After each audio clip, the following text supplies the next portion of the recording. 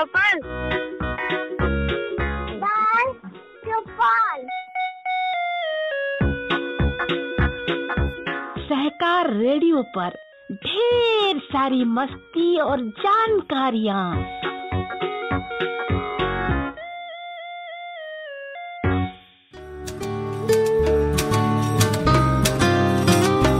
Hello बच्चों, सहकार radio के कार्यक्रम बाल चौपाल में आज आपके साथ हूँ मैं सुनीता। आज मैं ज्ञान विज्ञान की श्रृंखला में आपको सुनाऊंगी एक सच्ची आत्मकथा पर आधारित कहानी, गुलाम से आदमी। बच्चों, क्या तुम जानते हो 18वीं और 19वीं सदी तक दुनिया के बहुत से देशों में गुलाम प्रथा थी। गुलाम प्रथा यानी मनुष्य को सामान की तरह खरीदना और बेचना। मनुष्य के कोई मानवीय अधिकार नहीं थे। उनके पत्नी और बच्चे भी गुलाम होते थे। उनसे बहुत काम लिया जाता था, भूखा रखा जाता था और पीटा जाता था। इसके खिलाफ फ्रेडरिक डगलस ने आवाज उठाई और संघर्ष किया। गुलाम प्रथा समाप्त करने के लिए भरसक कोशिश की। यह पुस्तक टेरी वेस्ट ने फ्रेडरिक डगलस की आत्मकथा के आधार पर लिखी है और आपके लिए हिंदी में अनुवाद किया है जाने माने विज्ञानी अरविंद गुप्ता ने। इसे हमने लिया है www.arvindguptatoys.com से। तो सुनिए ये कहानी।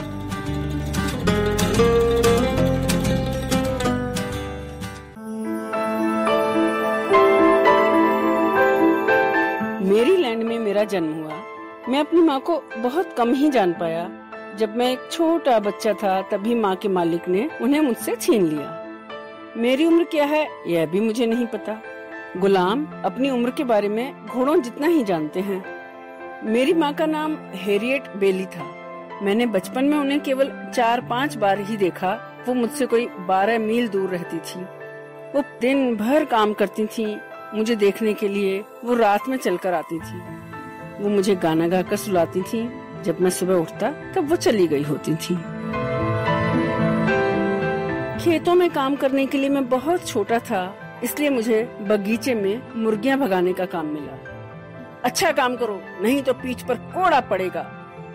मेरी बहुत पिटाई नहीं होती थी, लेकिन मैं बहुत भूखा रहता था और ठंड भी लगती थी। रात में सोने के लिए कोई पलंग नहीं था। मैंने एक बड़ा बोरा चुराया। मैं बोरे में घुसकर ठंडे गीले फर्श पर सो जाता था। डिनर में मुझे उबला हुआ मक्का खाने को मिलता था। वो एक बहुत बड़ी लकड़ी की ट्रे में जमीन पर रख दिया जाता था।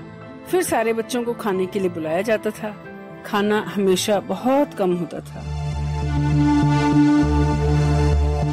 तेजी से काम करो आलसी कुत्तों। हमारा ओवरसियर पल्मर नाम का एक आदमी था। उसका काम गुलाबों से काम करवाना था। वो एक राक्षस था। उसके हाथ में हमेशा एक कोड़ा और एक डंडा होता था। एक दिन उसने मेरी मौसी हेस्टर के हाथ पैर बांधे। मैं हुक्म न मानने का तुम्हें सबक सिखाऊंगा। फिर उसने उनको बहुत पीटा। वो बहुत रोई और प्रार्थना की, लेकिन वो राक्षस रुका नहीं। वो एक भयानक अपराध था। बाद में मैंने कई बार ऐसी पिटाई होते हुए देखी। जब मैं 7 या 8 साल का था तो मेरे मालिक ने मुझे कहीं और भेज दिया। तुम्हें कुछ दिनों में यह घर छोड़ना पड़ेगा फ्रेडरिक। मैं बार्टलीमोर एक नाव में गया। जाते समय मैंने पीछे मुड़कर भी नहीं देखा। उन्होंने बताया कि मैं बार्टलीमोर जाऊंगा। वहाँ मैं उनके एक रिश्तेदार ह्यू ओल्ड के साथ रहूंगा। मुझे जाने का कोई दुख नहीं हुआ। मैं 3 दिनों तक नदी में रगड़ रगड़ कर नहाया। मैं अपनी चमड़ी से खेत की गंदगी साफ करना चाहता था। मिस्टर और मिसेस ओल्ड ने दरवाजे पर मेरा स्वागत किया। उनका छोटा बेटा थॉमस उनके साथ था। मेरा काम बच्चे की देखभाल करना था। तुम्हारा स्वागत है फ्रेडरिक। सोफिया ओल्ड ने मुझे पढ़ाने का फैसला किया। जल्द ही तुम मेरे लिए पढ़ रहे होगे। उन्होंने पहले कभी गुलाम नहीं रखा था। उनकी नेकदिली देखकर मुझे बड़ा ताज्जुब हुआ। तुम एक गुलाम को पढ़ाना नहीं सिखा सकती हो। यह खतरनाक है और कानून के खिलाफ है।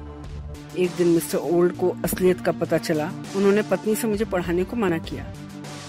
यदि तुम फ्रेडरिक को पढ़ाओगी तो उसे लगेगा कि वो हमारे ही बराबर का है। फिर वो दुखी होगा और सोचेगा कि उसे गुलाम नहीं होना चाहिए, और फिर इन विचारों को वो अन्य दासों तक फैलाएगा। मिस्टर ओल्ड के शब्द मेरे दिल की गहराई में बैठ गए अब मुझे स्वतंत्रता का रास्ता दिखा। मुझे पढ़ना लिखना सीखना ही पड़ेगा।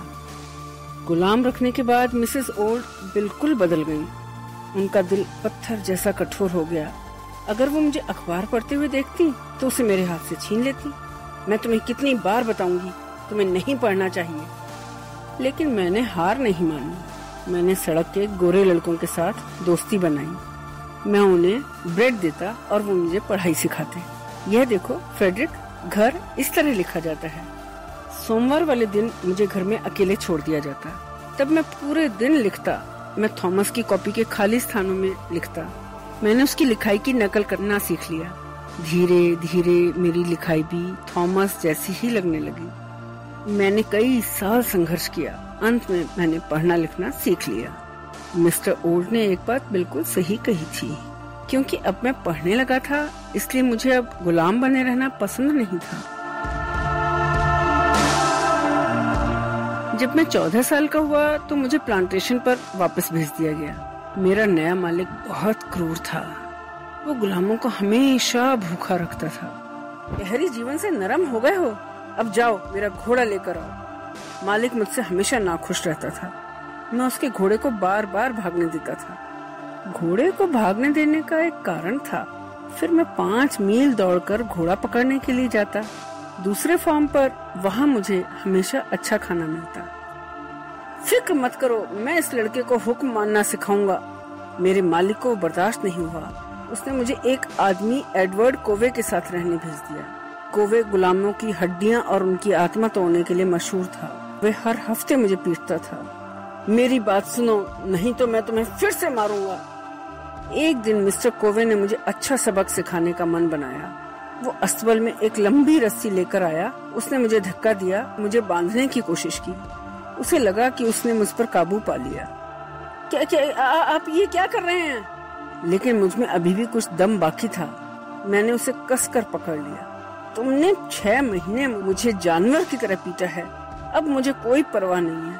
अब मैं और बर्दाश्त नहीं करूँगा। फिर हम 2 घंटे तक आपस में लड़ते रहे। अंत में मिस्टर कोवे ने मुझे छोड़ दिया। उस लड़ाई के बाद मैंने कुछ महसूस किया। मेरा शरीर गुलाम का था, पर अब मेरी आत्मा मुक्त थी। मिस्टर कोवे के साथ मेरा साल खत्म हुआ। फिर मुझे एक नए मालिक के साथ रहना पड़ा। वहाँ मैंने गुलामों को पढ़ना सिखाना शुरू किया। हमारी हर एक क्लास गोपनीय होती थी। मैंने गुलामों से स्वतंत्रता के बारे में बात की। वे उसके लिए कुछ करने को तैयार थे। फिर मैंने एक योजना बनाई। हम लोग इंसान हैं और हमें आजाद होने का हक है। उत्तर अमेरिका में गुलामी गैर कानूनी थी। हमें वहीं पहुंचना था। मैंने हर एक गुलाम के लिए पास लिखी। अगर कोई हमें रोकता तो हम उसे अपना पास दिखाते। कोई इस बात का यकीन नहीं करता कि किसी गुलाम ने उन्हें लिखा था। हमारे भागने का दिन आया। जब मैं सुबह उठा तो मुझे कुछ गड़बड़ लगा। ऐसा लगा जैसे कोई गलती हुई हो। मैं सही था। किसी ने हमारी योजना लीक कर दी थी। हम सभी को गिरफ्तार किया गया। हम खुशकिस्मत थे कि उन्होंने हमें फांसी पर नहीं लटकाया। मैं अपने पुराने मालिक को लौटा दिया गया। उसने मुझे सोफिया और ह्यूओल्ड के पास वापस भेज दिया। ओल्ड ने मुझे एक नौकरी दिलाई, पर मेरी पूरी कमाई उसने अपने पास रखी। यह रहे $12 जो मैंने इस हफ्ते कमाए हैं। लो, यह 6 सेंट अपने लिए रख लो। फिर भी मैंने हमेशा मेहनत से काम किया।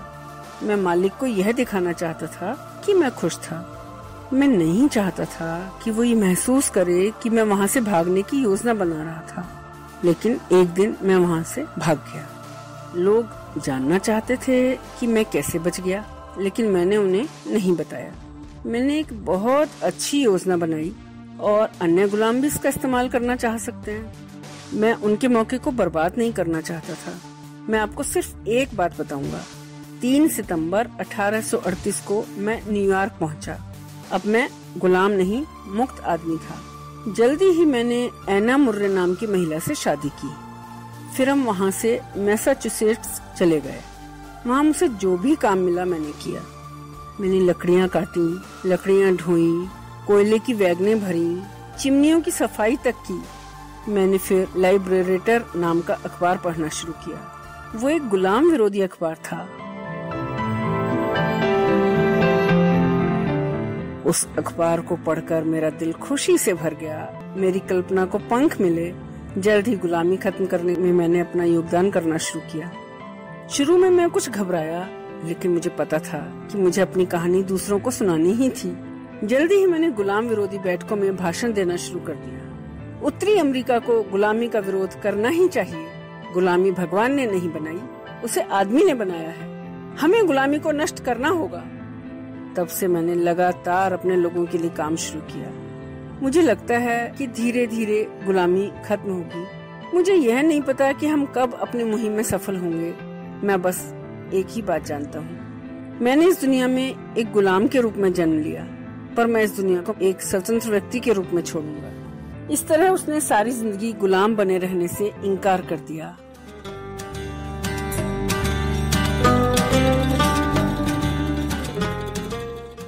तो बच्चों, ये थी कहानी गुलाम से आदमी। आप सुन रहे थे सहकार रेडियो का कार्यक्रम बाल चौपाल। इस कहानी को हमने साभार प्राप्त किया जाने माने विज्ञानी अरविंद गुप्ता से।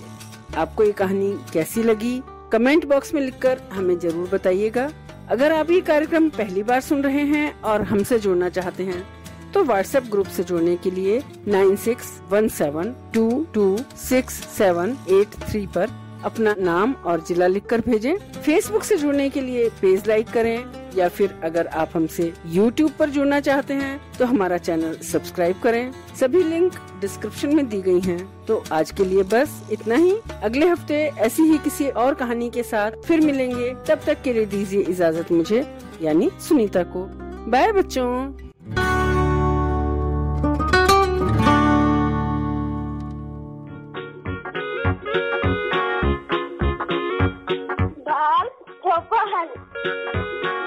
बाल चौपाल, बाल चौपाल। सहकार रेडियो पर ढेर सारी मस्ती और जानकारियाँ।